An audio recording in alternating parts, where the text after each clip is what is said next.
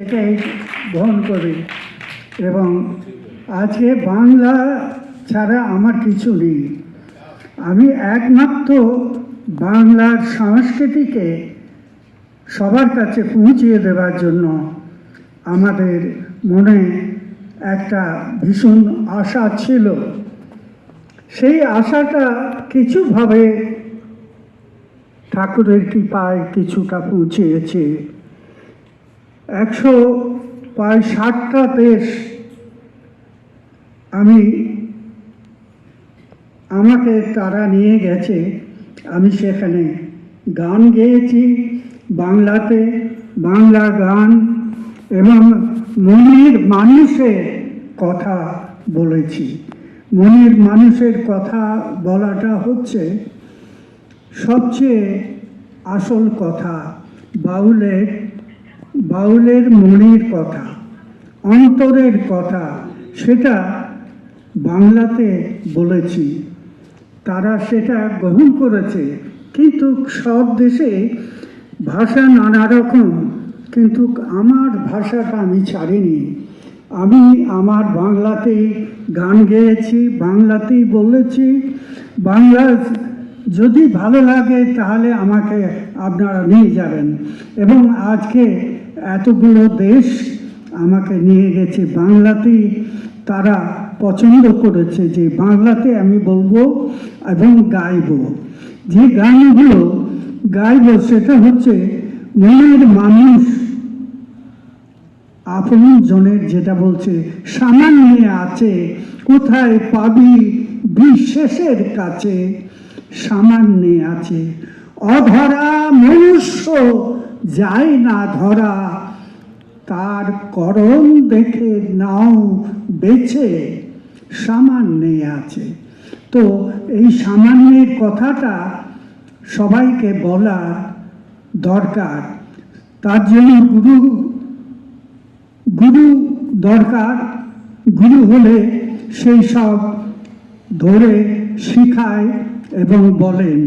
এবং আমার বাবা নবনী দাস খ্যাপা বাউল, তিনি রবীন্দ্রনাথের কাছে শান্তিনিকেতনে বহুদিন ছিলেন এবং লাস্ট পর্যন্ত তিনি রেখে দিয়েছিলেন তিনাকে। তিনি যখন কলকাতায় যান তখন পর্যন্ত উনি ছিলেন। তো আমি 6 বছর বয়সে আমি রবীন্দ্রনাথ ঠাকুরকে দেখেছি এবং তিনাকে গান শুনিয়েছি। তার কারণ আমার 5 বছর বয়স থেকে আমি গান করি। তো আমার বাবা মা সবাই গান করে, পিসি দিদি সবাই গান করে। তো সেই গান শুনে শুনে আমি গাইতাম এবং সারা জীবন এই গান করেই কেটে গেল।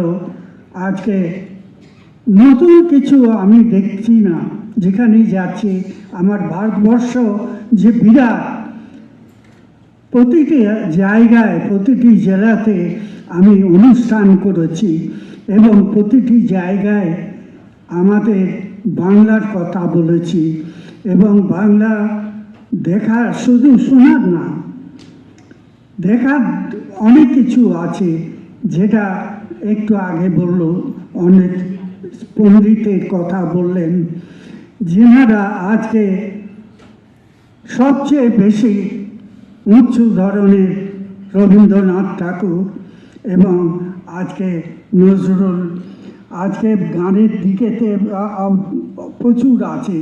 রবিশঙ্কর নানা জায়গায় করেছে অনুষ্ঠান, যত জায়গায় করেছে আমাকে বলেছে যে তুমি একতারা বাজিয়ে গান করো আর আমি 7টা তার বাজাই। 7টা তার বাজিয়ে যা দিয়ে ঘুরেছি তার চেয়ে তুমি বেশি ঘুরেছ। তার কারণ আমি বুঝতে পারলাম না, আমি বোঝাতে পারলাম না, বুঝতে পারলাম না, আমি বুঝতে পারছি না নিজেই।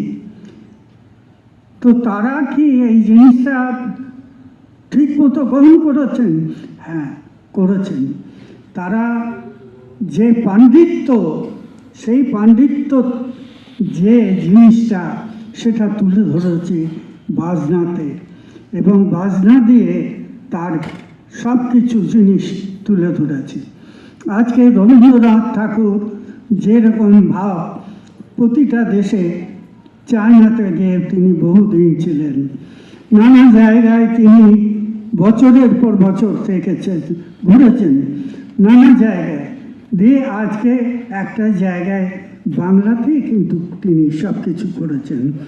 আজকে আমার কিছু ছাত্রছাত্রী আছে নানা জায়গায়, নানা দেশে।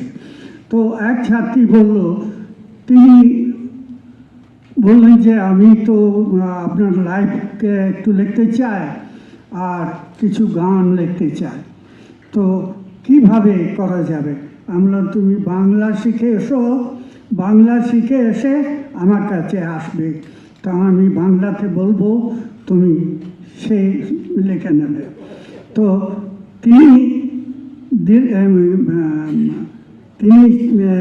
লন্ডনে চলে গেল। লন্ডনে গিয়ে 7 বছর না 7 মাস পরে ফিরল। আমি খুব ভুলে যাই, তার জন্য আমি ক্ষমা চাইছি সবার কাছে। অনেক কথা বলতে গিয়ে বলতে পারি না, ভুলে যায় অনেক। আমি জানি না কেন এত ভুলে যাচ্ছি। তো সে আমার লাইফটা লিখেছে, বাউল অফ বেঙ্গল। এটা লন্ডন থেকে পাবলিশ হয়েছে, বাউলের ফিলোসফি, ইংরেজিতে লিখেছেন তিনি। আর নানা জায়গায় আজ বাউলের কথা, বাউলের তত্ত্ব, বাউলের যে সাধনা, বাউলের যে সাধনাটা, এই সাধনা এমন একটা জিনিস, গুপ্ত জিনিস, সেটা প্রকাশ করতে গেলে একটা গানের মধ্যে দিয়ে সেটাকে বলা হয়। তার কারণ হচ্ছে এমনি শিখতে পারবে না, তো তাকে গান দিয়ে সেটাকে বোঝানো যায়। বুঝিয়ে দিয়ে যেমন বলছে, ওরে আমার অবধ মন, সর্বদা চেতনে থাকরে মন, মনের অচেতনে ঘুমাইলে হারাবি গুরু বস্তু ধন, সর্বদা চেতনে থাকরে মন। সেই মনের মানুষের যে আসল তত্ত্বটা, সেইটা বুঝতে গেলে তাকে গুরুগিরি করতে হয়। তার মানে গুরুর কাছে স্মরণ করে তার কাছে বলতে হয় যে তুমি আমায় শেখাও, তখন সেই বাউলের তত্ত্বটা তাকে শেখায়। আমার ছেলে দিব্যেন্দু দাস নানা জায়গায় ঘুরেছে, আমার প্রায় 90টা দেশ ঘুরেছে, আমার সঙ্গে ঘুরেছে নানা জায়গায়। সে অনেক কথা জানে, গাইতে গাইতে আপনাদের বলবেন। আর অনেক শিল্পী আছে, আপনারা গান শুনুন, গানের সঙ্গে সঙ্গে আপনাদেরকে বলা হবে বাউলের কথা। বাউলের কথা বলতে গেলে সেই গানের কথাগুলো দরকার, তাহলে হয় না। অনেক শিল্পী আছে, আমার ছাত্রছাত্রী অনেক এসছে, এবং আমার ছেলে এবং আমার নাতি, তারা গাইবার জন্য তৈরি হয়ে আছে। এইভাবে আমরা বক্তৃতাটা ছেড়ে গানের দিকে যাব, তাহলে সব শিল্পী